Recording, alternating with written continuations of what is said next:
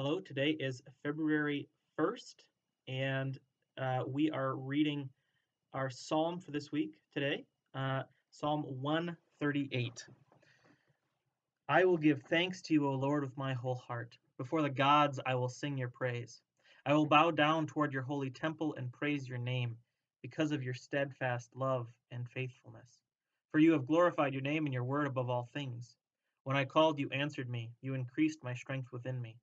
All the rulers of the earth will praise you, O Lord, when they have heard the words of your mouth. They will sing of the ways of the Lord, that great is the glory of the Lord. The Lord is high, yet cares for the lowly, perceiving the haughty from afar. Though I walk in the midst of trouble, you keep me safe. You stretch forth your hand against the fury of my enemies. Your right hand shall save me. You will make good your purpose for me. O Lord, your steadfast love endures forever. Do not abandon the work of your hands. So, this is a relatively short psalm for this Sunday, and it is a psalm that comes from the end of the book of Psalms. It's 138 out of 150, and it comes from book 5. Psalms is split into 5 different chapters or books within the book of Psalms.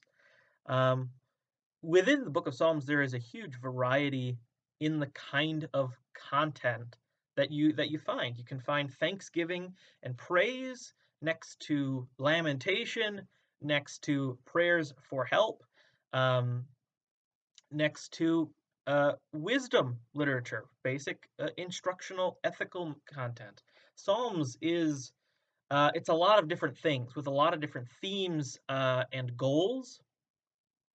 So when you come to this text, when you come to the Psalms, you there is no one voice, there is no one theme or context. Not all Psalms is fully praise. Um, in some sense, it's good to have Psalms that acknowledge brokenness, that acknowledge pain and sadness. Um, if I can editorialize a bit, I sometimes think that modern praise music is stuck in a way that the book of Psalms isn't, is stuck in a single mode of praise, of it only ever uh, touches on one set of emotions rather than the whole gamut of emotions and responses to uh, difficulty and danger and anxiety. Um, and the book of Psalms that is that wide in its breadth.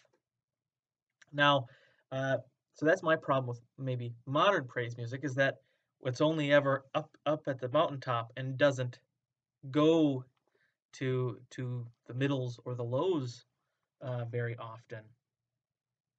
That is not what this psalm is. Psalm 138 comes from the final book, and the final book, especially this section, this is a section of praise. So that is what this text is about. It's a section of praise. I will give thanks to you, O Lord, with my whole heart. Before the gods, I will sing your praise. That detail about the gods. We're talking about a context in which Israel was surrounded by neighbors who worshiped other gods, who had other deities who they would call upon. And you will see throughout the Old Testament, before there was a sort of firm monotheism, a firm uh, a firmness of belief about the falsity of other gods. Um, Israel often just didn't know, or they would say, God is the God of gods if there are other gods. That is basically where they land on. Before the gods, before all those other things, those other peoples and their other deities, I am only concerned about you, God. And so you that this that reference to the gods sometimes appears in the prophets or appears throughout Psalms. Um, and given the ancient nature of Psalms, it shows us the developing nature of how Israel considered God or considered the gods of others. Um, So that's a sidetrack. Uh, I want instead to pull into verse 2 here in Psalm 138. Psalm 138, as I've said, is a praise psalm. It's in the what they call the Hillel psalms, the final Hillel, that are full of hallelujah fills these psalms. Not this one necessarily, but they are built on praise, and it's not just praise for God for the sake of God being God. That is, God is not getting praised simply because God is God. Instead, verse 2 shows us that there is something to God. There is something that God is for.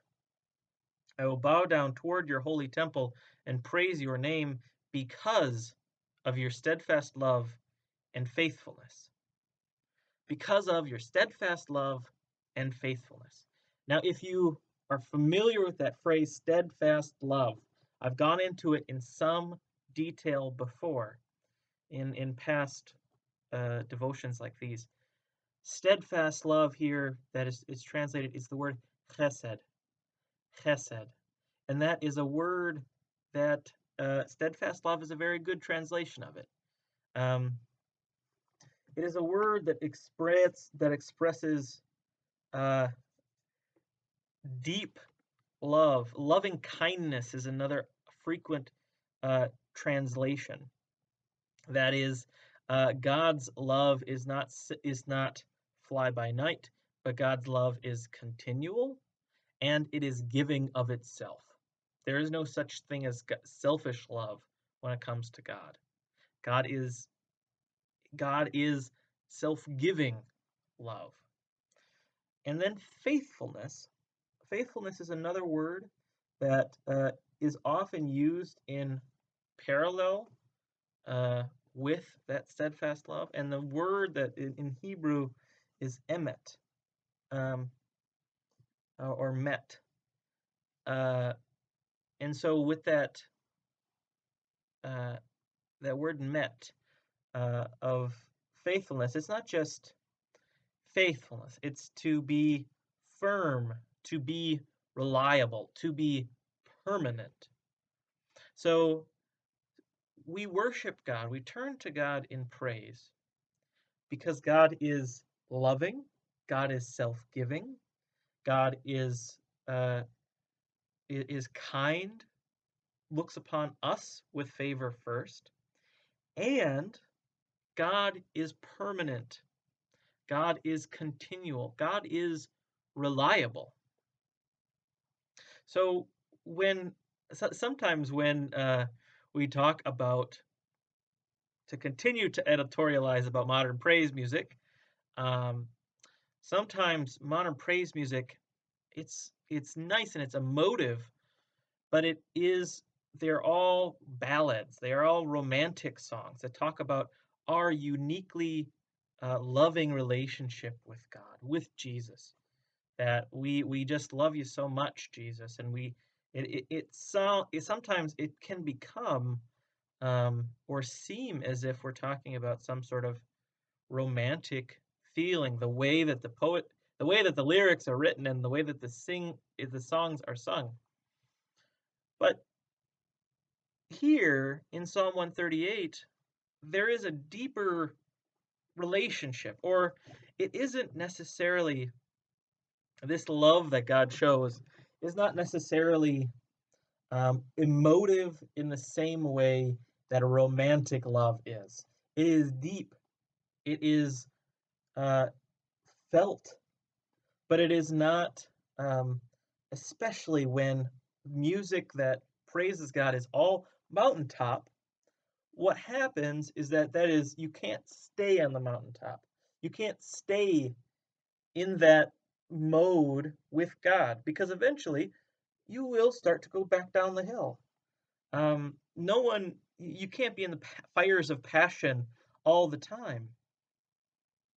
And so, what Psalm 138 shows us is that God's love is a steadfast, continual, beating heart of a love. Chesed is heart love, it is central. And faith and that heart love, that continually self-giving love is faithful. It is permanent. It is reliable. The love that God shows the people is faithfulness. It is faithful, and it is self-giving, and it is deeply concerned with the situation on the ground. The Lord is high, yet cares for the lowly, perceiving the haughty from afar. In verse 2, the author of this psalm says, God, you are steadfast in your love and your faithfulness. And verse 8 says, O Lord, your steadfast love endures forever. That heart love endures forever. It is reliable. God's love is reliable for you. And God, do not abandon the works of your hands. That is our psalm, and it's a unique way to pray. I hope you're having a good week. I'll see you later. Bye-bye.